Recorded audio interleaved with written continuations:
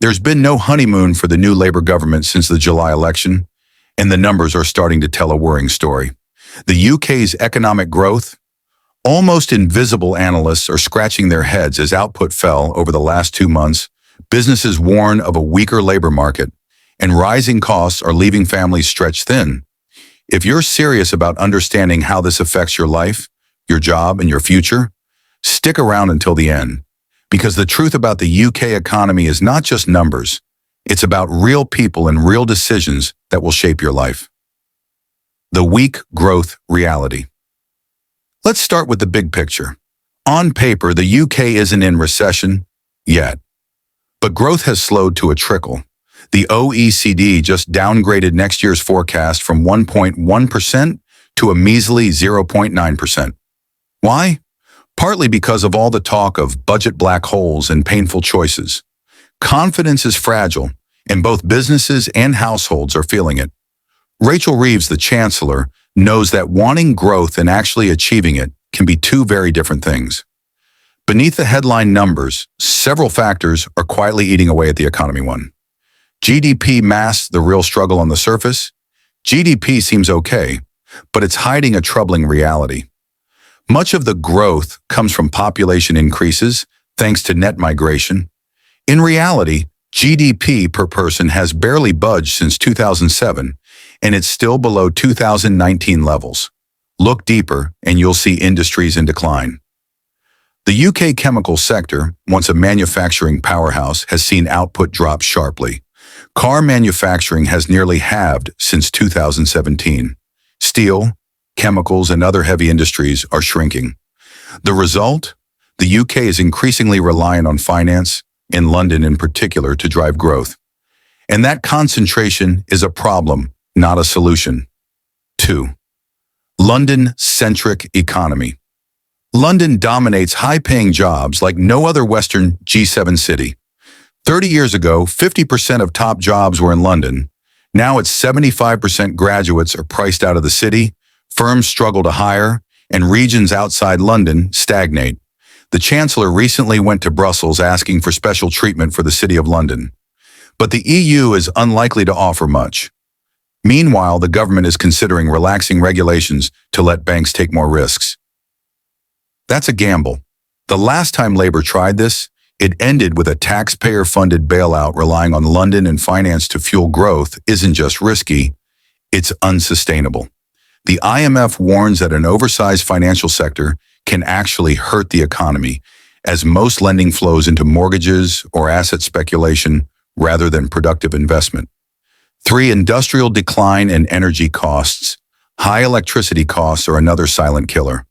Modern steel, data centers, and manufacturing rely on cheap, stable electricity. The government wants renewable energy, a great long-term vision, but years of underinvestment in the grid make it hard to connect where energy is needed most. Meanwhile, UK investment has lagged behind other G7 countries. Without productive investment, we can't modernize our industries. 4. Productivity problem. Labor productivity is the backbone of any economy. Up to 2007, the UK grew productivity by approximately 2% a year. Since the crisis, it's stagnated at just 0.5%. Even if we boost demand through higher spending or tax cuts, if productivity doesn't rise, all we get is inflation. Rising costs without rising standards of living for homeowners, renters, and workers. This is a bitter pill. Housing is the biggest drain. Rents have jumped 25% since 2021, and by 2029, adjusted incomes could be £700 lower than today, even if GDP grows modestly. 5. Demographics and labor market strain. The UK's aging population adds pressure. More spending on pensions and healthcare is inevitable, and the labor force is shrinking due to sickness and inactivity. Even ambitious plans like building 1.5 million new homes could stall if there aren't enough workers to construct them. Growth is tightly linked to people, and the labor supply is under stress. 6. Global headwinds.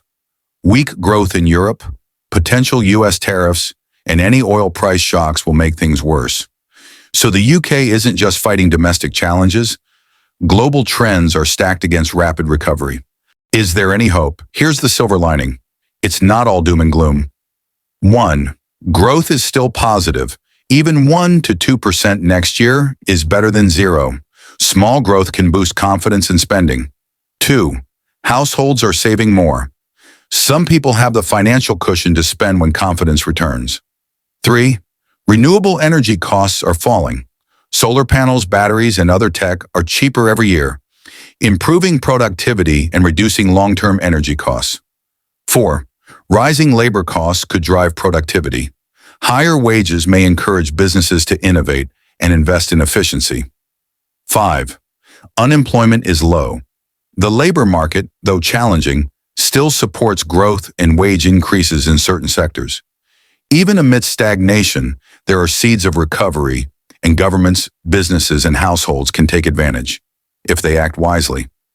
The bottom line, the UK economy faces a complex tangle of stagnating productivity, declining industry, London dependence, housing crises, demographic pressure, and global uncertainty. Growth is weak, and living standards may not rise much despite government efforts. But there's a path forward. Investment, technology adoption, smarter energy policy, and better regional balance can start to turn the tide. For anyone watching, here's the takeaway. Understanding these trends isn't just about politics or numbers. It's about preparing for your own financial future, where you live, the skills you develop, and how you invest your time and money all matter more than ever. If you want to navigate these challenges and take control of your financial future, hit that like button, subscribe, and turn on notifications. Share this video with anyone who wants to understand what's really happening with the UK economy, because knowledge today could mean opportunity tomorrow. The economy isn't just a chart on a screen. It's your job, your rent, your family's future. Stagnation is frustrating, but the right choices can make all the difference. Stay informed, stay prepared, and remember, even in tough times, opportunities exist for those who know where to look.